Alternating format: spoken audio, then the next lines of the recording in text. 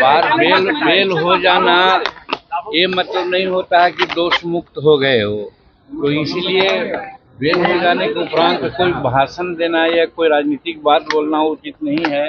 और कहीं कुछ बातें हो सकती है तो फिर भी जा सकते हैं वो, तो इसलिए उसमें कुछ कहने की बात नहीं है। वो सब न्यायाधीन मामला है, इसलिए न्यायालय का विचार है, न्यायालय का मामला है, इसलिए उसको बहुत कुछ कहा नहीं जाना चाहिए। क्रीमी लेयर नहीं होना चाहिए, ये प्रधानमंत्री जी का निर्देश है। बात सही है कि शेड्यूल कास्ट के जो लोग हैं उसमें क्रीमी लेयर कर करके जैसे ओबीसी में है उस तरह का नहीं होना चाहिए। क्रीमी लेयर की बात न कीजिए, लेकिन जिसकी जितनी जनसंख्या है उसके आधार पर उनको आरक्षण मिलना चाहिए। सर, मनीष सिसोदिया को बेल मिल गई है सर। आम आदमी पार्टी के नेता लोग बोल रहे हैं कि साजिश के तहत केजरीवाल को ही फंसाया जा रहा है। जैसे कानूनी प्रक्रिया है, कानूनी प्रक्रिया के तहत जेल गए, कानूनी प्रक्रिया के तहत वो बाहर आए हैं। बाहर बेल हो जाना ये मतलब नहीं होता है कि दोष मुक्त हो गए हो।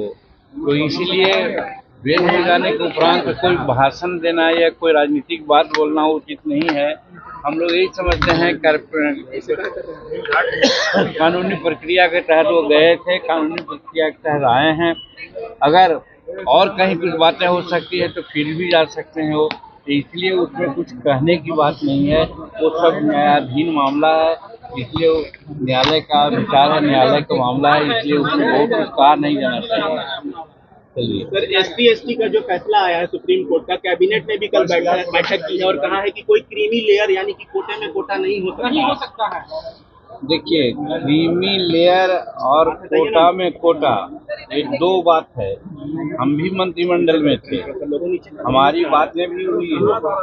क्रीमी लेयर नहीं होना चाहिए, ये प्रधानमंत्री जी का निर्देश है। बात सही है कि शेड्यूल कास्ट के जो लोग हैं उसमें क्रीमी लेयर कर करके जैसे ओबीसी में है उस तरह का नहीं होना चाहिए। लेकिन समाज में कुछ वैसे लोग हैं जो आज भी हाशिए पर हैं, 76 वर्ष के बाद भी, उनके लिए तो व्यवस्था होनी चाहिए। और इसी को कहा जाता है कि अगर कोटा में कोटा करें, जैसे जनसंख्या के आधार पर सारी बातें होती है, इसमें हमारी मानना है और हमने भी कल कहा है कि शेड्यूल कास्ट में बिहार में 21 जातियां हैं। 21 जाति में 4 जाति जिसको D4 कहते हैं। और आज देखा जाता है कि जज हो, कलेक्टर हो, इंजीनियर चीफ हो, इंजीनियर हो, बैंक हो, रेलवे में हो, सब में अगर रिप्रेजेंटेशन की बात कही जाएगी तो ये जो 4 जातियां हैं जिसको D4 कहते हैं, विकसित 4 कहते हैं, वही 90% भाग लिए हुए हैं।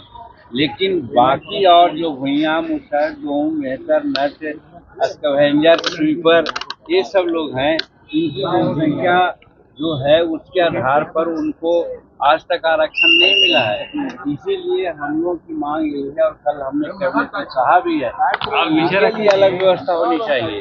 आज 76 वर्ष आज़ादी के बाद इन लोगों में आज कोई IAS नहीं है, कोई IPS नहीं है, कोई चीफ नहीं है, कोई डॉक्टर नहीं है, कोई बैंक कर्मचारी नहीं है, कोई रेलवे कर्मचारी नहीं है। तो यही स्थिति रहेगी क्या?